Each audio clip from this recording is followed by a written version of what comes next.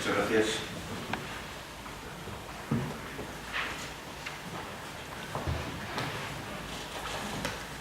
Muchas gracias, Santiago, por estas palabras que me has dedicado.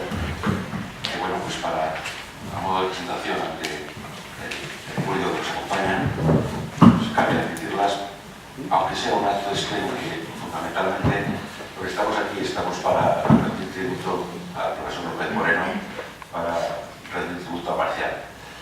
En este sentido, pues esta intervención, caminada a ese fin, toca una de las vertientes que Santiago apuntó antes y que me parece que denominó la dimensión financiera. En cualquier caso, yo debería hablar esta tarde sobre la reforma financiera. Y de hecho los hablaré, si es que no consumo demasiado tiempo, en tratar de encarnar el tema de la dimensión financiera también con actividad, con pensamiento, con las ideas que Marcial tenía a este respecto. Yo conocía a Marcial desde hacía mucho tiempo, no voy a tratar tampoco de las cuestiones de las áreas antes de mí y se van a hacer después, pero sí de vez en cuando introducía alguna referencia personal, porque cuando yo conozco a Marcial, lo hacía bastante tiempo, pero llego a establecer una relación con él a través de hacer, cuando yo me incorporé a hacer, como se sabe, era de los miembros fundadores. Y bueno, pues encuentras a la persona, encuentras al hombre. A mí siempre me pareció una persona con una personalidad atractiva, que hacía su forma de pensar, de plantear los problemas y las cosas era diferente. Y es una persona que, además, el primer punto de coincidencia con él, si quieren, en el ámbito académico, era pues, el gusto, nuestra pasión casi por los temas metodológicos. Él tenía algunas publicaciones que todos habíamos citado en nuestras memorias cuando teníamos que optar a una plaza, un titular de catedrático, sobre pues, los equilibrios, las leyes de equilibrio, los mercados, las empresas. Estas leyes de equilibrio, pues había ido, digamos, abandonando estos equilibrios para ver el mundo más como un conjunto de desequilibrios, como por ejemplo el que vivimos ahora y que por supuesto pues, no está en los modelos ni en las teorías que suelen caracterizar la economía o las líneas económicas vigentes. Y en este preocuparse, decía, por los desequilibrios, los ciclos económicos, preocuparse en definitiva por la complejidad, desde el punto de vista metodológico, por si el método científico, el válido para las ciencias naturales, también podía aplicarse a las leyes sociales, pues ya en los últimos años de su vida, que yo sepa menos, Marcial encontró el tema, yo diría, más de su gusto, que más le apasionaba académicamente, el tema de la complejidad. Y el tema de la complejidad, cuestiones, si quieren, los fenómenos complejos, pues era una cuestión en la que yo mantenía puntos de vista diferentes a los que tenía Marcial, pero que al final pues, iban a ser coincidentes. Yo venía más bien de una tradición heideggeriana, pero teníamos muy claro que la concepción del proceso de mercado, o los procesos de mercado, como un orden espontáneo, eran fruto de esa complejidad que trae consigo la división del trabajo, la especialización del mismo, que requiere coordinación, que requiere cooperación y que de una forma, digamos, no dictada, un diseño no de ingeniero social, de arquitecto social, que dirían otros, iba a generar ese proceso, decía, ese orden espontáneo, autónomo, la generación de instituciones, tanto económicas como políticas. Todo esto decía, todo su origen, tiene su origen en el fenómeno de la complejidad, de los fenómenos complejos. Y entonces, como decía, hay convergencias. Y también tenemos una coincidencia importante en el que, hablando de arquitectos sociales y de ingenieros sociales, lo que podríamos llamar la arquitectura monetaria y financiera, vean que voy llegando a la reforma financiera, aunque llegaré muy tarde, pues que la arquitectura monetaria y financiera era fruto de un diseño preconcebido, no era fruto de la interacción de los seres humanos, como son otras instituciones, sino de un diseño, pues eso, propio de un arquitecto, propio de un ingeniero, ingeniería social o arquitectura social, como decía antes. Y, claro, cuando observas que el input de todo el sistema financiero y no financiero, el dinero, el valor del dinero, es algo que puede ser manipulado, se ha dicho al menos entre comillas, manipulado por poderes públicos, bancos centrales, autoridades monetarias, ya no sé cómo siquiera estamos hablando de generación de dinero, de manipulación de los tipos de interés, naturalmente a la baja. Estamos hablando de burbujas crediticias, estamos hablando de la fase de auge que trajo consigo, después del auge viene la caída, viene la recesión, la crisis financiera que alimenta la recesión económica que vivimos y de la que nos salimos. Como estaba diciendo, en los orígenes de esta crisis, la raíz última, si se prefiere decir así, está el incremento de los agregados monetarios, muy por encima de lo que sería necesario en términos de la función de la oferta y la demanda de dinero en los mercados, en conjunción con esa manipulación a la baja de los tipos de interés, a la baja, por debajo de lo que sería el valor del mercado en su valor natural. En definitiva, el punto de equilibrio, digamos, entre las preferencias temporales de las unidades económicas con superávit y con déficit, los que ahorran para que otros reciban crédito. Entonces, todo esto se manipula. Por ejemplo, aunque se tiene la idea de que en Europa creció menos sus agregados monetarios, los tratados europeos hablaban de que los agregados no podían crecer a una tasa superior al 4%. Pues lo hicieron durante muchos años, 7-8 años, por encima del 10%. Más o menos lo mismo, o mismo ritmo al que lo hicieron en Estados Unidos, o lo hizo el Banco Central del Reino Unido, o lo hicieron el Banco Central de Japón. Todos, ahora mismo, los últimos estudios que hay, digamos, sobre las razones, antecedentes, raíces últimas de la crisis, una base de datos que se remonta a finales del siglo XIX y que llega hasta esta crisis que estamos viviendo, pues siempre se pone algo de manifiesto, que todas las crisis financieras fueron precedidas por incrementos importantes de los agregados monetarios, como decía, acompañados de bajos tipos de interés, una cuestión de incentivos. Y como cuanto más tiempo duró esta intervención de crecimiento de los agregados monetarios, la salida de la crisis, la recesión económica, digamos, es más duradera en el tiempo y por tanto la salida es más lenta. Y las consecuencias del menor desempleo, por ejemplo, pues suelen ser mayores, ya digo, para aquellas economías, sistemas, regiones, como queramos llamarlo, en los que la masa monetaria creció a mayor ritmo. Y como consecuencia de este crecimiento, pues ya digo, pues claro, prácticamente dinero a tipo de interés, incluso en términos negativos, se produce un sobreendeudamiento de la banca, que a su vez, como mecanismo de transmisión hacia el lado real de la economía, lo que se llama sector productivo, pues provoca una burbuja crediticia, recursos y más recursos, que no tienen respaldo de ahorro. El respaldo es la imprenta del Banco Central, se canalizan, como decía, hacia el lado productivo de la economía. Estos, a su vez, la transmisión se produce vía concesión de créditos e incentivo de que el tipo de interés es muy bajo. A su vez, las empresas no financieras llevan a cabo proyectos de inversión que, en condiciones normales, de tipos de interés naturales, oferta-demanda de crédito en equilibrio, jamás se hubieran realizado. Naturalmente, cuando bajamos el tipo de interés, pues la operación o la inversión parece más rentable. E igualmente, cuanto más bajo el tipo de interés, mayor la sobrevaloración del activo en cuestión, del activo que estemos valorando. Lo cual ocurrió no solo en los activos bursátiles, los activos inmobiliarios, sino con un montón de activos. Luego, otra característica es la sobrevaloración. Pero claro, llega un momento, la inflación está ahí latente, a pesar de los avances en tecnología, a pesar de una medida como el IPC que se utiliza para medir la inflación. Tradicionalmente, por lo menos cuando la teoría económica se escribía en alemán, la inflación se medía a través del crecimiento de la realidad monetaria.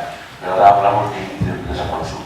En cualquier caso, el no dispararse la inflación, o aparentemente no dispararse la inflación, pues hizo que esa situación fuese sostenible durante un periodo, decía antes, demasiado largo de tiempo, pero que al final en última instancia hay que detener. Cuando la Reserva Federal de Estados Unidos sube los tipos de interés, empieza la crisis financiera, en el sector financiero empiezan a tener dificultades los bancos, empiezan a perder la confianza entre ellos, episodios como el Lehman Brothers, etcétera, etcétera. Al final, el mercado bancario, interbancario, monetario, como quieren llamarle, se seca. No hay liquidez. A pesar, y paradójicamente, de las inyecciones brutales de liquidez, pues no hay movimiento en ese mercado, no hay liquidez, y los bancos pues acaban atribuidos el término de zombies porque en definitiva no cumplen su función. se había producido un exceso, casi había que metérselo por los ojos a los demandantes de dinero. Ahora resulta que de noche a la mañana aquello está seco. Reacción de las autoridades monetarias, políticas, gobiernos, bancos centrales y demás. Bueno, pues más de lo mismo. Si aquí lo que es un problema de liquidez, aunque sea paradójico, vamos a inyectar más liquidez.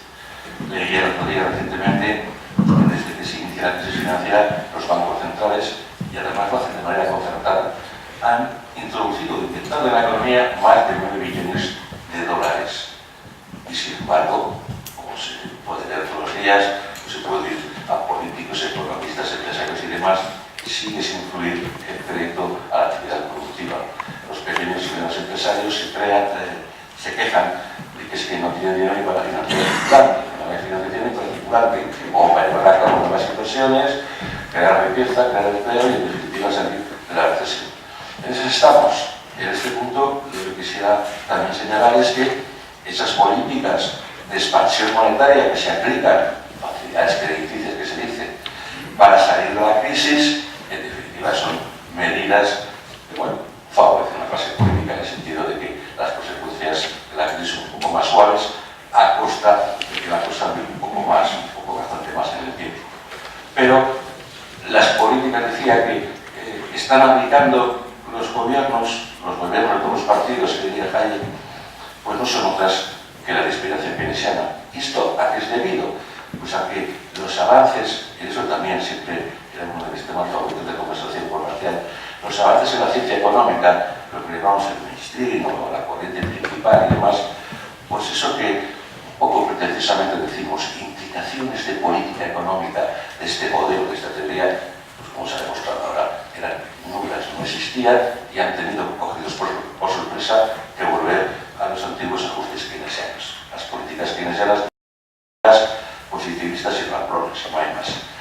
Salir así de la crisis no vamos a salir, pero en todo caso ya apuntaba, si estamos en la recesión y es preciso crecer, es preciso crear riqueza, es preciso crear empleo, evidentemente hay que financiar el ahorro. ¿Qué pasa con el ahorro? ¿Recuerdan ustedes cuando estábamos en el boom? Todo el mundo consumía, lógicamente había menos ahorro y el precio de este, en vez de subir, estaba por los suelos. Qué mejor ejemplo de manipulación monetaria, de manipulación de los tipos de interés. Nuestra situación es similar, pero claro, es lo contrario. No fluye el crédito, que decía, no hay actividad. Entonces, ¿qué hacemos?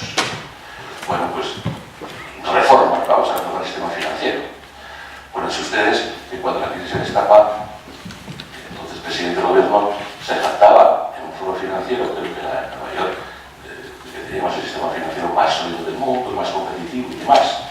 Como además nuestras instituciones tenían dotaciones que se llamaban estadísticas, no vinculadas estrictamente a deterioros activos, genéricas también se les llamaba, pues nada, mejor sistema financiero, por supuesto más sólido, y en términos de renta, porque recuerdo que ya había intervención que íbamos a superar ya a Francia tras haber superado a Italia.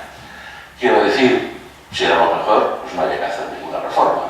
De hecho, se negó la crisis, por supuesto, la crisis financiera, y el tiempo iba pasando. El tiempo iba pasando. Llegó un momento, siempre presionados por las autoridades monetarias europeas, que no quedó más remedio que empezar a poner en marcha proyectos de reforma, y así se hizo. Si no recuerdo mal, pues el anterior gobierno pues lleva como un par de ellos, que no condujeron a nada, en el sentido de que el crédito sigue sin fluir, los zombies siguen estando ahí. Y el actual, pues lleva dos, y bueno, pues supuestamente yo debería ver la tercera, que es la que está en marcha. No os digo ya finalizadas o aparcadas porque no dieron ningún resultado. La tercera, más que una reforma en sentido estricto, pues es digamos un rescate, si quieren ustedes la coartada para llevar a cabo un rescate.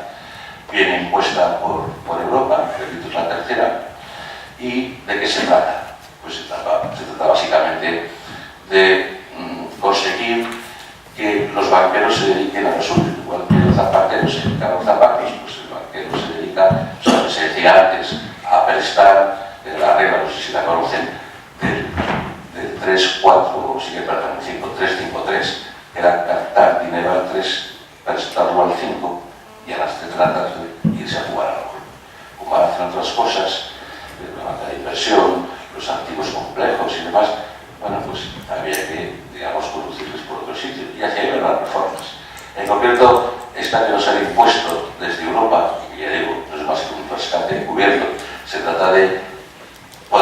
utilizar esos 100.000 millones de euros que nos han concedido, que a esta semana deben estar llegando a España, tras cumplir las condiciones que nos impusieron, los ajustes y demás, de forma que el Banco Malo, que no les comentaré, porque este es un poco el pilar fundamental de la reforma, entre en funcionamiento en diciembre. Entonces, ¿de qué se trata? Pues se trata de todo lo que los zapatos, la especialidad de Zapatero, y esto así, llevarlo a ese Banco Malo, para tener los activos tóxicos, basura financiera, en definitiva, apartarla, sacarla de los balances de las entidades financieras y conseguir por fin que esto se liquide a lo suyo y que el crédito por fin pueda fluir y sentar las bases, por lo menos yo diría como condición sine qua non para esa recuperación incipiente que algunos ven ya, otros ven esas cosas, pero que bueno, Funcas ayer y esta mañana pues publicaba previsiones más negativas para el año que viene de las que venía publicando hasta ahora. Así que es cierto que nos dará un poco más este año, pero vamos a. Entonces, esa reforma financiera que hay en su plan, que ya está en marcha, es publica por un decreto ley, bueno, que ustedes conocerán supongo, es el Real Decreto Ley de Reestructuración y Resolución de Entidades de Crédito, 24-12 del 29 de agosto. Por ahí con la cosa tan bien mal, pero está en marcha. Un poco escarbando en ese decreto, pues yo identifico pues, 5 grandes líneas de reforma, ya con esto voy a acabar, que podemos enumerar y un comentario de las 5 en los 3 decretos siguientes. Yo diría, les apuntaba antes, que la piedra angular es la creación de ese Banco Malo, y diría también que hay un artista principal, Francesc Galán, que es el fortalecimiento de ese fondo de rescate bancario al que se le quiere fortalecer. Ese fondo que se llama de reestructuración ordenada bancaria y demás, y que tiene este fondo de rescate, que viene de antes, un objetivo principal, que es compensar los déficits de capital de las entidades financieras. Ahora, en la reforma, en ese decreto que nos impone, como decía, desde Europa, pues además es el artista principal porque no solo va a compensar los déficits de capital, sino que además va a poder financiar al Fondo de Garantía de Depósitos, para que este también se dedique a lo suyo, que es garantizar los depósitos de los ahorradores, y no pues como ahora que se están utilizando fondos de garantía de depósitos para rescatar entidades. Igualmente va a poder participar minoritariamente, eso sí, siempre por debajo del 50%, en el capital de ese Banco Malo. El capital, pues, no sé si es sociedad anónima, fundación mutua o qué, tampoco está muy claro, puesto que los inversores privados parece que no acaban de entrar en el Banco Malo. En todo caso, con el decreto este, digo, el fondo se fortalece y sobre todo se fortalece en términos presupuestarios. Hasta ahora tenía un capital máximo de 39.000 millones de euros, a partir de ahora son 100.000 de presupuestaria y el endeudamiento haya endeudado 20.000, por lo cual para este año 2012 hablamos de un máximo de 120.000 millones. Me habéis quedado aquí acabando, así que luego si eso debate o algo, pues entraremos en las cosas. Me limito entonces a enumerar a mi juicio 5 líneas de la reforma más importantes. Esta primera, fondo de rescate, decíamos el protagonista. En segundo lugar, se ha adelantado la futura Directiva Europea de Resolución de Crisis Bancarias, de manera que va a haber una nueva regulación para la intervención y liquidación de entidades. A este respecto, pues cuando hace 15-20 días estuvieron por aquí los comisarios europeos del Fondo Monetario y demás, que esto iba bien, que el ritmo era adecuado, pero que no había que bajar la guardia. Y entre las recomendaciones que nos hicieron, ya que estamos hablando de intervenir y liquidar entidades, pues nos dejaron muy claro que fusiones que no crean valor, sino que lo destruyen, que son tapaderas de insolvencia de una o dos otras entidades, que esto se acabó y que bueno, pues que había que ir liquidando aquellas entidades que eran viables. Todo eso está en esta regulación, como decía, de la intervención y liquidación.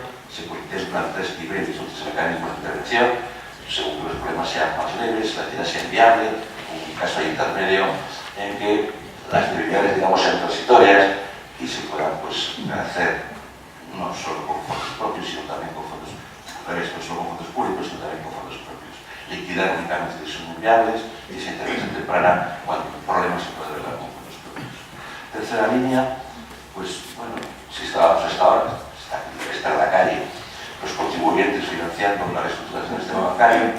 Bueno, pues la Comisión, el decreto introduce unos instrumentos que les podemos llamar de distribución de la carga y que tienen por objeto el que la imposición, o sea, las pérdidas se atribuyen a efectiva a inversores en participaciones preferentes y en deuda subordinada y, por supuesto, a los accionistas. Hay un sistema de recompra, de ofertas de canje, reducción del valor nominal en el caso de la deuda, amortización anticipada de esta, etcétera, etcétera, a un determinado valor, ¿no? El de mercado, máximo un 10%, aunque pues, se puede cambiar por el fondo, que ya digo que será por esta, en todo caso, pérdidas que ahora van a tener que asumir, que resulta de una mala gestión, los accionistas de la entidad y otros actores. En cuarto lugar, pues ya acabando, ya había contado antes la creación del Banco Malo. Banco Malo, que algunos ya llaman el Banco Pésimo, y que es más conocido pues, por el tan raro que han encontrado del Sareb. Bueno, pues es un acrónimo de la Sociedad de Gestión de Activos Procedentes de Reestructuraciones Bancarias. He comentado cuál es el objetivo antes de este Banco Malo, es fundamentalmente adquirir esos activos tóxicos, esos activos contaminados, que básicamente es el crédito promotor que ha sido impagado, a sus inmuebles, partidas, pero fundamentalmente es esto, comprárselo, como digo, y además en primer lugar a las cuatro que están intervenidas. A partir del día 1 esto va a empezar a funcionar. También ayer se estimaba el coste de comprar los activos de las intervenidas, un presupuesto máximo de 37 millones. ¿Cómo se va a pagar eso? El pago, digamos, de los activos tóxicos, básicamente el tipo de activos se adquieren, cómo se viene y cómo se paga. El tiempo de la generación de los mismos, de sociedad, es una sociedad de gestión inmobiliaria, para después de un plazo de 10 o 15 años, para, digamos, deshacerse de los mismos, venderles y hacer posibles que el Banco Malo sea un negocio rentable. Lo veo más difícil, pero eso lo entenderemos después. Y por último, bueno, pues, desde el cajón desastre donde se han metido pues, nuevas regulaciones, no sé, los nuevos requerimientos de capital, cómo se definen estos, el core capital, no sé qué, y sobre todo esa nueva regulación de un tema que está en la calle, que es el tema de las preferentes. En este caso iría acompañados en general de todos los activos, digamos, complejos, que podríamos llamar, la comercialización de los mismos. Ahí también la Comisión Nacional de Mercado de Valores pues, ve reforzadas sus competencias y, en definitiva, ya digo, se trata un poco de escándalo de las preferentes, pues, el famoso, aquel test de identidad que había, pues ahora, pues, de aquí acompañada a los prioritarios, pues, una declaración del adquirente, de esa preferente, en la que diga que ha sido informado de que es un activo que puede tener problemas y esto que lo firme de su puño de su propio puño de letra. Estamos impidiendo el famoso dando la posibilidad de él firmará, nada más con el puño y la letra, el inversor de ese tipo. En todo caso, limitaciones para que ocurra pues, este escándalo que hemos tenido, este tipo de activos que ni el que lo vendía esa idea muy tan complejo, y vuelvo a la idea de Marcial, su gusto por la complejidad, era tan complejo, no sabía lo que lo vendía como para que supiese que lo compraba, y menos pues era pues, un jubilado, un pensionista que tenía 70 años. En todo caso, el tema está ahí, la reforma está ahí, y lo que decía bueno, al principio, si no se reforma el sistema financiero, esa analogía que existe, que es el corazón del sistema y tal, ¿no? Pues efectivamente el flujo sanguíneo no va a circular y por tanto no va a haber ninguna actividad motriz, ni económica, ni de ningún otro tipo. Y esto, Marcial, pues eran cosas que él siempre tenía bastante clara, ligaba a estas cosas desde el fenómeno, como digo, de la complejidad, de los órdenes espontáneos y, en definitiva, de los procesos de mercado, también de los mercados financieros. Esa autorregulación, esa espontaneidad versus la intervención de los que al principio llamaba ingenieros sociales o arquitectos sociales. Este es el gran engaño al que estamos sometidos los ciudadanos de todos los países que votamos por los partidos desde hace muchos años y, a mi juicio al menos, mientras esa bóveda del sistema monetario, sistema financiero no se modifiquen, no veo muchas expectativas de cambio y mucho menos de que estos ciclos económicos, estas crisis financieras dejen de ser recurrentes. Pues nada más, muchas gracias. Muy bien.